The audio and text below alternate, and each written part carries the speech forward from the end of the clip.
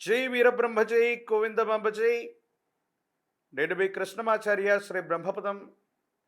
2026 సంవత్సరం మే మాసం తులారాశి వారి యొక్క రాశి ఫలం. శివాయ బ్రహ్మణే నమ. వీరబ్రహ్మేంద్ర స్వామిని నమో నమ. జై వీరబ్రహ్మ జై గోవిందమాంబ జై. వచ్చినటువంటి ఫలితం 4. ఇది రాహు సంబంధమైనటువంటి ఫలితం. ఎంతో కాలంగా దేవగురు అయినటువంటి బృహస్పతి యొక్క బలాన్ని మనం చూసాం ఇప్పటిదాకా. దీంతో పాటు మీకు శుక్ర సంబంధమైనటువంటి బలం కూడా రాబోతుంది. అంటే మరింత దైవ బలం మీకు రాబోతూ ఉంటుంది. ఉద్యోగంలో, వ్యాపారంలో మీరు చేస్తున్న ప్రతి పనిలో కూడా చాలా యోగదాయకమైనటువంటి ఫలితాన్ని మనం పొందుతాం.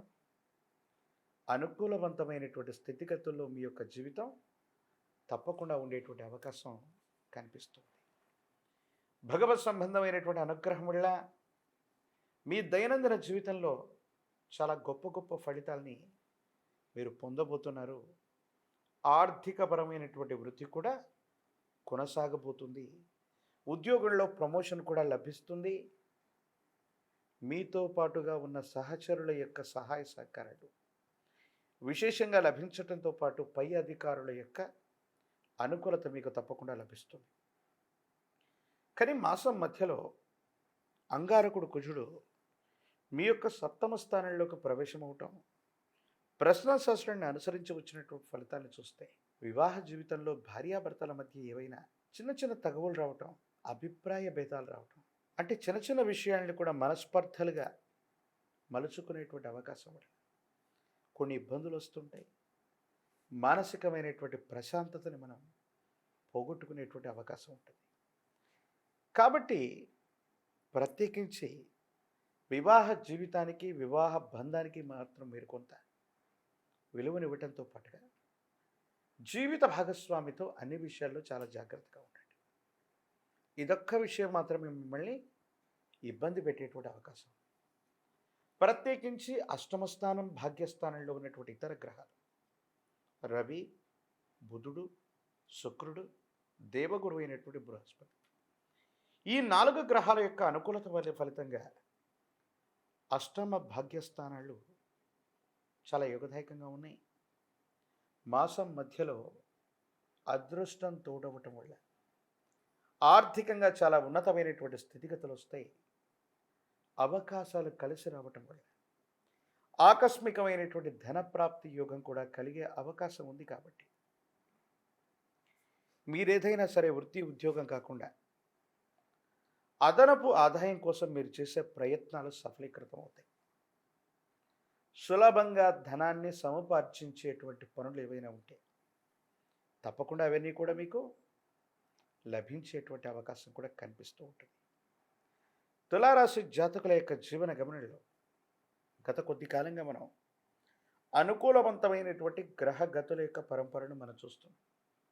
అంటే తీక్షణంగా దేశ కాలమాన పరిస్థితుల్లో ఎటువంటి ఇబ్బందులున్నా, కొన్ని రాసుల వారికి ఎంత ఇబ్బందికరమైన స్థితిగతులు వచ్చినా తులారాశి జాతకుల యొక్క జీవన గమనంలో మాత్రం కాస్త ఉపశమనాన్ని లభించగలిగిన గ్రహగతుల్ని మనం చూస్తుంటాం.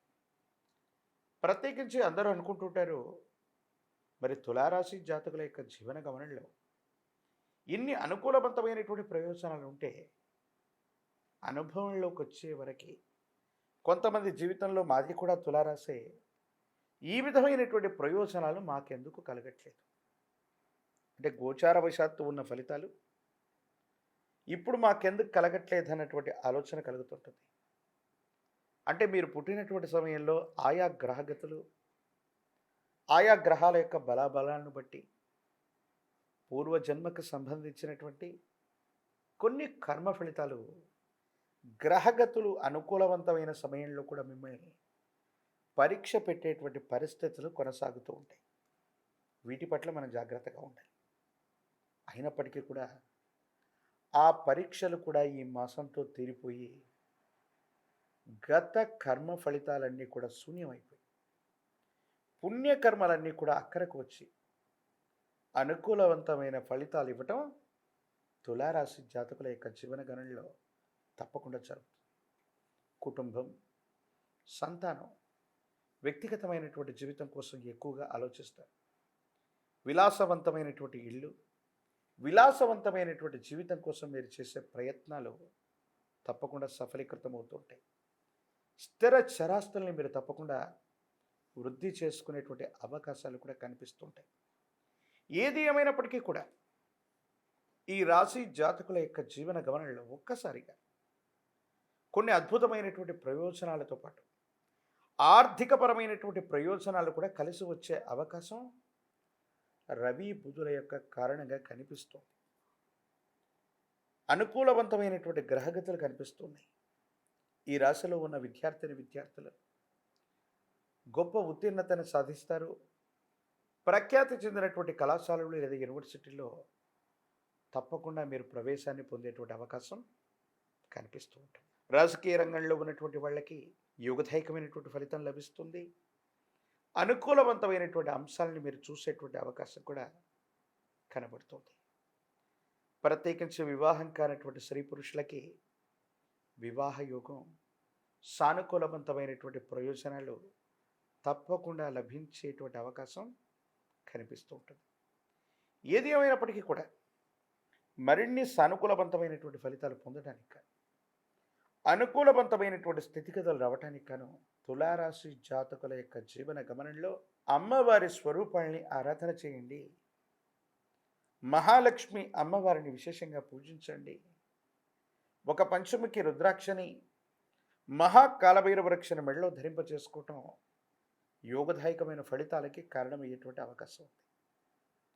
ప్రత్యేకించి తంత్రమాల చూర్ణంతో అనునిత్యం కూడా స్నానం చేయటం వల్ల మీరు అనుకుంటున్నట్టుగా గతానికి సంబంధించిన కర్మ ఫలితాలు శూన్యమైపోయి అనుకూలవంతమైనటువంటి ప్రయోజనాలు తప్పకుండా లభించేటువంటి అవకాశం, మీకు కలిగేటువంటి అవకాశం తప్పకుండా కనిపిస్తుంది.